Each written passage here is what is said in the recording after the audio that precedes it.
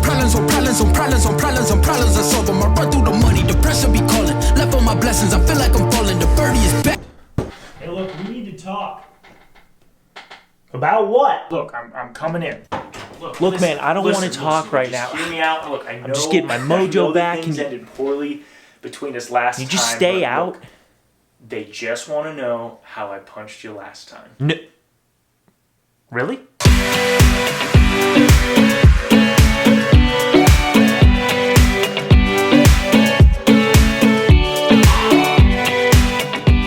Guys, if you can't tell again by the bright daylight, this is actually the second time that I have filmed this video, and the first time I feel like I'm just saving you guys just in 20 minutes of boredom because it was 20 minutes long. I was showing you all kinds of crap. We're here today to speed it up, and we are talking about how I punched myself in the last video, and let's just dive right on into it.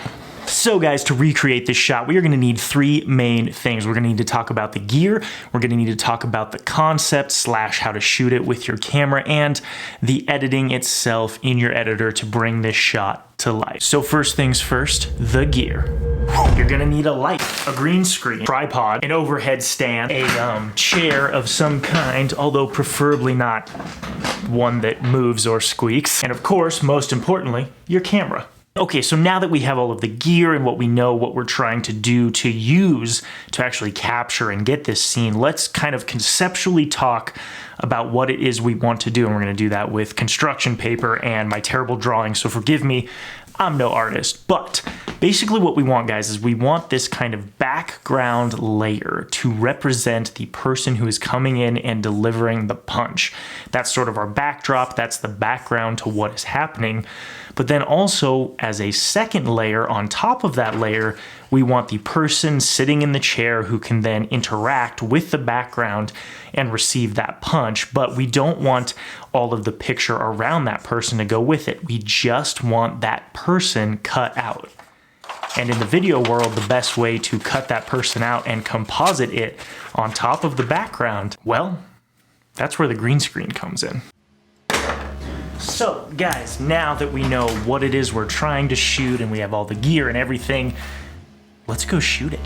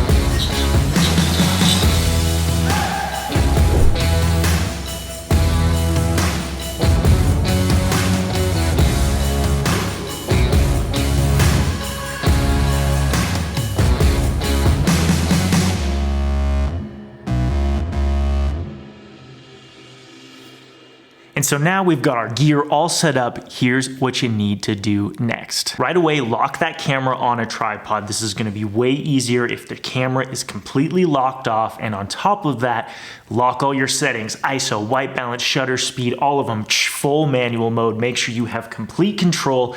Dial in your image exactly how you want it to look and then lock it off. Nothing changes. It's gonna make this so much easier in post.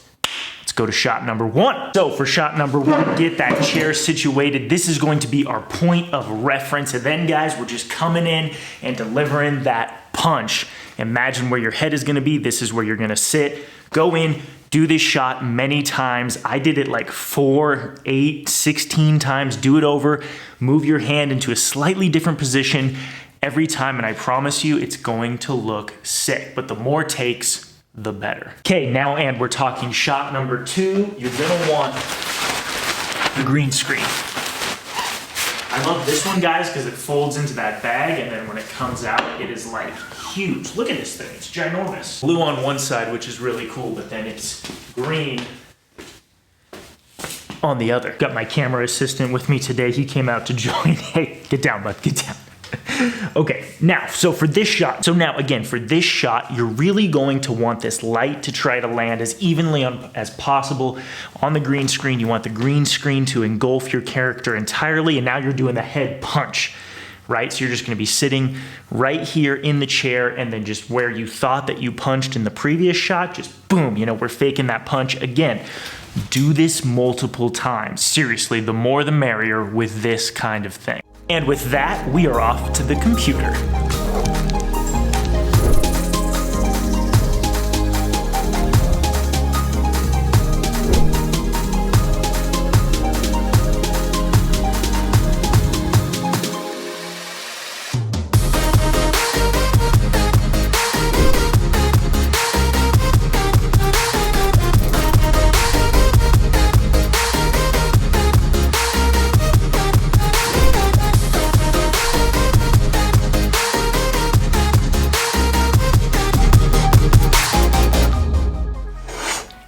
Okay guys, so we are at the editing suite. Let's get right into it and let's show you guys how I do this edit in Final Cut Pro. Let's just get right into it. Let's try to make this short and sweet.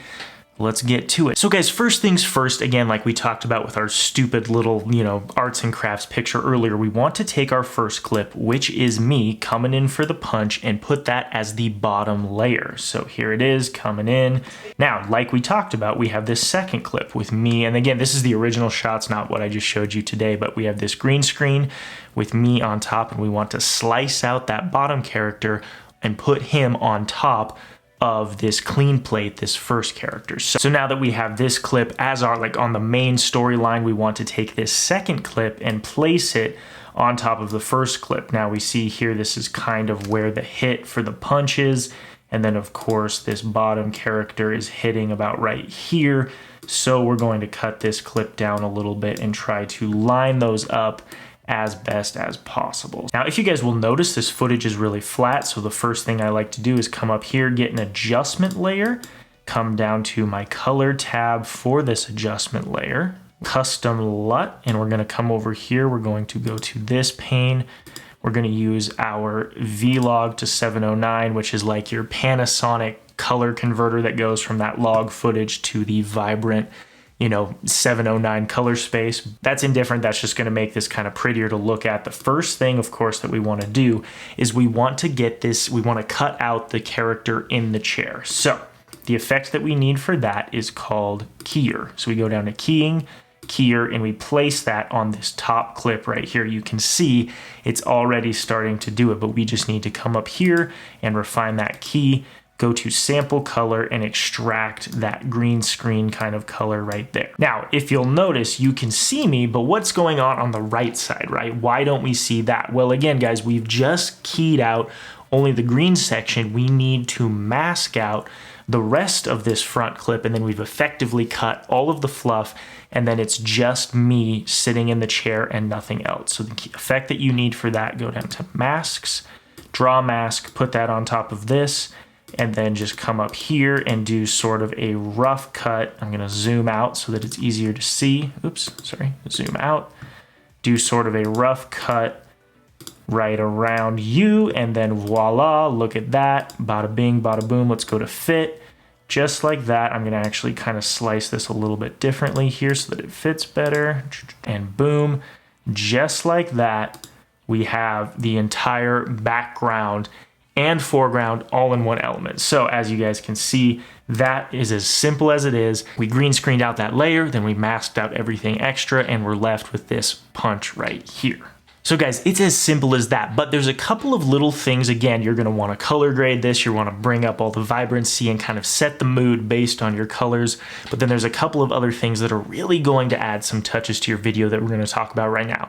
I'll show you one, the other one I'll just talk through. The first thing that you're gonna wanna do is use an effect called handheld. Now, if we come up here to all video and audio, search for it, that's what the effect is called. It's called handheld.